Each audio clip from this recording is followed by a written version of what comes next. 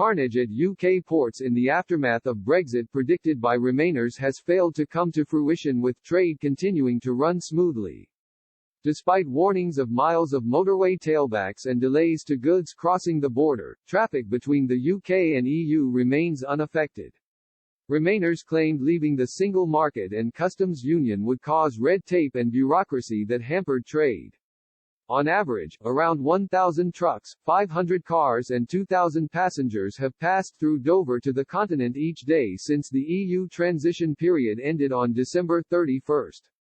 Traffic to and from the continent had been reduced in the immediate aftermath of the end of the transition period due to the Christmas holiday period. However, yesterday, on the first day of the working week since the break, a spokesman from the port at Dover told express crossings remained unaffected. They said, "Traffic is running smoothly at the port and has been since the beginning of transition." Tom Talbot, head of customs operations for Dublin Port, also said there had been minimal issues at crossings between Ireland and the British mainland. Hauliers are required to fill out customs declaration forms before crossing the border. A trusted trade scheme has also been set up to help minimize the number of businesses which need to fill out forms. Up to 92% of drivers are getting green lights at the port after correctly filling out their paperwork.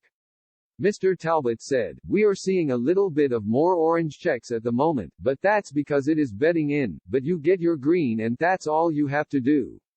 However, he added Dublin Port was still seeing low numbers and traffic would pick up in the next couple of weeks, providing a bigger challenge for trade across the border. "This has provided a good opportunity for ourselves, for trade, for business to build familiarity with the system, with new procedures," he said. It allows firms to build familiarity with procedures that apply to trade and new trade with Great Britain and the arrangements that are in place across both Rosslare and in Dublin Port. The Prime Minister's official spokesman said the government had worked hard to ensure businesses were ready for the new trading relationship between the UK and EU. He said, "We've put in place significant plans to minimize disruption following the exit from the single market and the customs union. The number of problems since the start of the new year has been low and was expected.